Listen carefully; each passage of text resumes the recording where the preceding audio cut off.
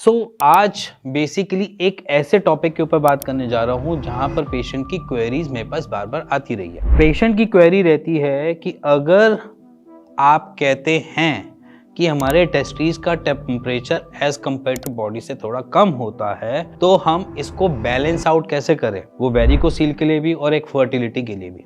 तो सबसे पहले वेरिकोसील का एक सिनेरियो समझाता हूँ।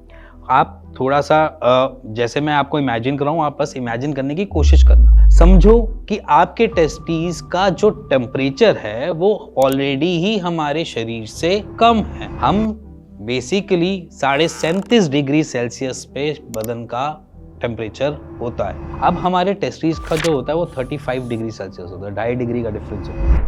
ये जो 2.5 डिग्री है ना, ये हमारे स्पर्म के लिए बहुत नेसेसिटी, क्योंकि एक तरीके से समझ लो कि टेम्परेचर स्पर्म के लिए एक एक्यूरेट जो टेम्परेचर होना चाहिए वो अप्रोक्सीमेटली इतना ही होना चाहिए, 35 डिग्री सेल्सियस। अगर वो इससे अपार्ट बढ़ जाता है और वो आपको दिक्कत देना चालू कर देता है, एज इन वेरिकोसील जैसी प्रॉब्लम्स के साथ भी, तो क्या होता है, वहाँ पर हमारी फर्टिलिटी हैम्पर होती है। अगर आपको वेरिकोसील नहीं भी है तब भी हम देखते हैं कि अगर आपका टेम्परेचर बढ़ रहा है टेस्टिस का, या कभी भी आपका एक बारी फीवर भी बढ़ता है, तो भी आपके टेस्टिस की जो पोटेंशियल है वो थोड़ी कम हो जाती है। मान के चलो आप एक रूम टेम्परेचर में रहते हो। मैं जैसे पहले बोला कि इमेजिन करो आप एक ऐसे रूम में हो जहाँ पर बहुत तेज गर्मी है और आपका जो सर्वाइवल है वो अप टू 40 डिग्री सेल्सियस तक तो आप सही से सर्वाइव कर लोगे, बट वो जैसे ही 45 जाएगा आप गर्म महसूस करोगे।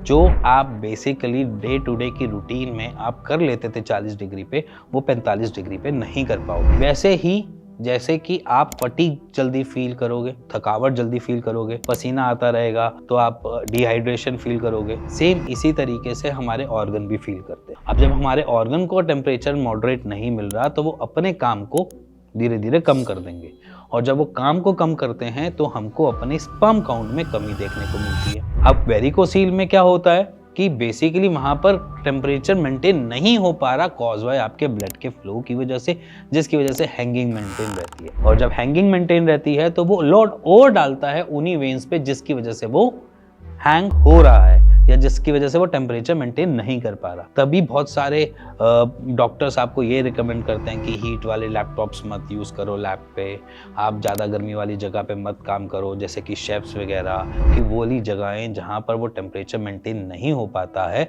जिसकी वजह से हमें देखने को मिलता है फर्टिलिटी इश्यूज। अब रह गई इसको सॉर्टेड कैसे करें। देखो जैसे आज की टाइम है, विंटर्स है, विंटर्स में सॉर्टेड करने की ज़रूरत ही नहीं, क्योंकि बॉडी का टेम्परेचर ऑलरेडी हम देखते हैं कि अपना टेम्परेचर 37.5 डिग्री सेल्सियस है, और विंटर्स में हमेशा देखना कि टेस्टिस जो हैं हमेशा बॉडी के साथ लगे हुए मिलेंगे, क्योंकि वो टेम्परेचर ले लेते हैं। तो विंटर्स में परेशान होने की इतनी ज़रूरत नहीं पड़ती। हाँ, अगर ये गर्मियों में होता है तो हमें सपोर्टर डालने की रिक्वायरमेंट पड़ जाती है। आप खुद भी देख सकते हो कि समर्स में हमारे टेस्टिस हैंगिंग पोजीशन में होते हैं और विंटर्स में हमारी कॉन्ट्रैक्शन फॉर्म में होते हैं। कॉन्ट्रैक्शन इसलिए क्योंकि वो बदन से गर्मी ले रहे हैं, और हैंगिंग इसलिए क्योंकि वो बाहर के टेम्परेचर से अपने टेम्परेचर को क्या कर रहे हैं, रेगुलेट करने की कोशिश कर रहे हैं, और जब वो रेगुलेट नहीं कर पाते तो वो और ज़्यादा लटकने की कोशिश करते हैं। ये एक पूरा फिनोमेना जो बॉडी अपने से उससे करवाती है।